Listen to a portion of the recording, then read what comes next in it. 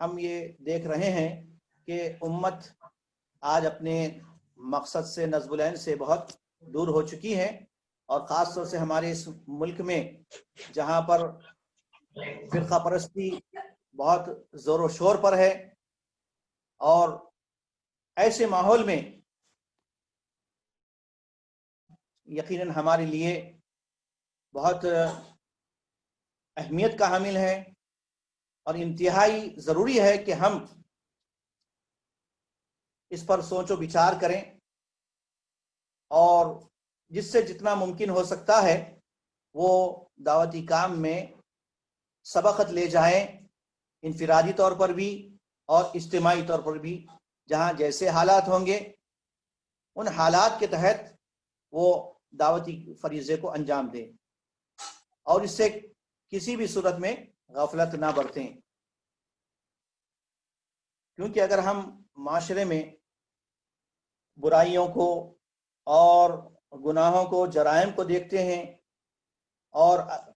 دعوتی کام انجام نہیں دیتے، اور صرف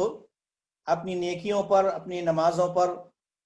قناعت کر کے بیٹھ جاتے ہیں، تو یاد رکھیے ہماری اپنی یہ نیکیاں، ہمارے اپنی یہ عبادات،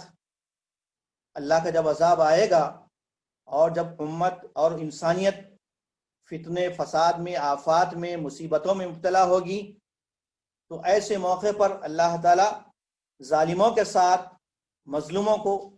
اور نیکوکار لوگوں کو بھی ہلاک اور برباد کر دیتا ہے۔ اس لیے ہم کو اس کا احساس ہونا چاہیے۔ اس کی مثال اللہ کے نبی صلی اللہ علیہ وسلم نے، جو صحیح بخاری میں ایک واقعہ ہے کہ نبی صلی اللہ علیہ وسلم نے اللہ کے حدود کو قائم کرنے والے، یعنی نیکیوں کو انجام دینے والے، اور جو لوگ نیکیوں کو انجام نہیں دیتے بلکہ معاشرے میں برائیاں پھیلاتے ہیں، تو ایسوں کی مثال دیتے ہوئے فرمایا کہ مثل القائم علی حدود اللہ والواقع فیہا کمثل قوم، کہ اللہ کے حدود کو، اس کی شریعت کو قائم کرنے والے، اس پر باقی رہنے والوں کی مثال، اور وہ لوگ جو حدود کو توڑتے ہیں، اللہ کے قانون کو، اس کی شریعت کو توڑتے ہیں، ان کی مثال آپ نے ایک کشتی سے دی کہ جس میں سوار ہونے کے لیے خورا ڈالا گیا، اور کچھ لوگ بالائی حصے پر تھے، چلے گئے، اور کچھ لوگ نچلے حصے میں آ گئے۔ اب جو لوگ نیچے تھے ان کو جب بھی پانی کی ضرورت پیش آتی تو اوپر جاتے تھے، تو انہوں نے سوچا کہ ہم اوپر جا کر کیوں تکلیف دیں، کیا ہی بہتر ہوتا کہ ہم اس کشتی میں سوراخ کر لیں اور پھر یہاں سے پانی حاصل کر لیں۔ نبی صلی اللہ علیہ وسلم نے فرمایا کہ اگر اوپر والے ایسے ہی دیکھتے رہیں، نیچے طبقے والے لوگ کشتی میں سوراخ کر جائیں، تو کیا صرف نیچے والے ڈوبیں گے؟ نہیں، بلکہ اوپر والے بھی ڈوب جائیں گے۔ اس لیے معاشرے میں، سماج میں اور ملک میں جب بھی اللہ کے دین کے خلاف کام ہوتا ہے تو اس کی فکر کرنا، اس کے ازالے کی فکر کرنا، اور اس کو مٹانے اور حق کو پھیلانے، اور اللہ کے بندوں کو جو نادانی میں، غفلت میں شرک کر رہے ہیں اور بت پرستی کر رہے ہیں، ان کو سمجھانا، یہ سب سے بڑا اہم کام ہے۔ آج بہت سارے غیر مسلم، نان مسلم جو اسلام سے اور مسلمانوں سے دشمنی رکھتے ہیں، اس میں یا پھر مسلمانوں کے بارے میں یا اسلام کے بارے میں ڈاؤٹ فل ہیں یا شکوک اور شبہات میں مبتلا ہیں، اس کی بنیادی وجہ یہ ہے کہ ہم نے صحیح معنی میں ان کے سامنے اسلام کا تعارف نہیں پیش کیا، اسلام کی دعوت صحیح ڈھنگ سے نہیں دی، یا پھر دعوت دین کے تعلق سے کبھی دعوت دین کے معاملے میں، توحید کے معاملے میں کبھی ہم نے ان کو نہیں سمجھایا۔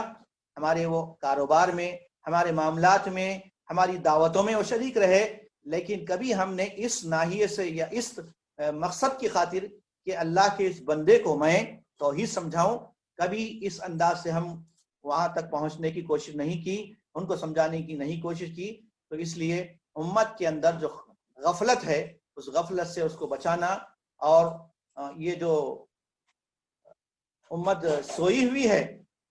اس کو جگانا، اور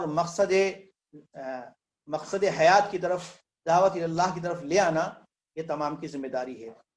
اس کا آغاز ہر مسلمان اپنی ذات سے کرے پہلے، قُوا أَنفُسَكُمْ وَأَهْلِكُمْ نَارًا، اپنے ذات کو کی اصلاح کریں، تزکیہ نفس کریں، اور اللہ کی طرف زیادہ سے زیادہ اس کا فکر ہو، دھیان ہو، اور اللہ تعالیٰ کی اطاعت اور عبادت میں وقت لگائیں اور اپنے اہل و عیال کی اصلاح کریں۔ پھر اس کے بعد دوسری عوام اور دوسرے معاشرے کے لوگ ہیں، اڑوس پڑوس ہیں، رشتہ دار ہیں، عزیز و اقارب ہیں، اور سارے یہ برادران وطن ہیں، وہاں تک یہ دعوت دین پہنچائیں اور کبھی اس سے غفلت نہ برتیں۔ میں اپنی بات کو ختم کر رہا ہوں اور اللہ تعالیٰ سے دعا کرتا ہوں کہ رب العالمین ہم سب کو اس اہم ترین فریضے کو انجام دینے اور اس کو صحیح ڈھنگ سے انسانیت تک پہنچانے کی توفیق اور سعادت بخشے۔ اللہ کے نبی صلی اللہ علیہ وسلم کی سب سے آخری وصیت بھی یہی تھی، بلغوا انی ولو آیا۔ چنانچہ صحابہ کرام آپ کی اس وصیت کو اور آپ کی اس نصیحت کو انہوں نے اپنے گرہ میں ڈالی اور دنیا کے چپے چپے میں پھیل گئے، اور اللہ کے دین اور اس کی دعوت کے لیے، توحید کے لیے وہ ہر طرح کی مشکلیں، مصائب اور تکلیفیں انہوں نے جھیلی اور اس کو برداشت کیا۔ پھر تبھی جا کر وہ اللہ تعالیٰ کی رضا اور رضوان کے مستحق بنے۔ اگر ہم بھی یہی چاہتے ہیں کہ اللہ کے عذاب سے بچیں تو اس کے لیے ضروری ہے کہ ہم دوسروں کو بچانے کی فکر کریں۔ ہمارے اندر فکر ہو جائے کہ اگر ہم دعوت کا کام انجام نہیں دیں گے تو اس کا نقصان ہمیں بھی ہوگا اور پورے انسانوں کو بھی ہوگا۔ لوگ جو ہے دھڑلے سے جہنم رسید ہو رہے ہیں، یا پھر شرک کی موت مر رہے ہیں، بت پرستی کی موت مر رہے ہیں، تو ان کو بچانے کی فکر ایسی ہی ہونی چاہیے جیسے اللہ کے نبی صلی اللہ علیہ وسلم کو تھی، صحابہ کرام کو تھی۔ اللہ تبارک و تعالیٰ ہمارے اندر بھی وہ فکر، وہ احساس، وہ جذبہ پیدا فرمائے جو اللہ تعالیٰ نے جس کا حکم دیا ہے، اور ہمیں اس فریضے کی ادائیگی کے لیے، اس کو انجام دینے کے لیے ہمیں ہمت دے، طاقت دے، قوت دے، اور ہمیں صلاحیت دے تاکہ اللہ کا پیغام اللہ کے بندوں تک پہنچے۔ آمین۔ وآخر دعوانا ان الحمدللہ رب العالمین۔ سبحان ربک رب العزت عما یصفون وسلام علی المرسلین والحمدللہ رب العالمین۔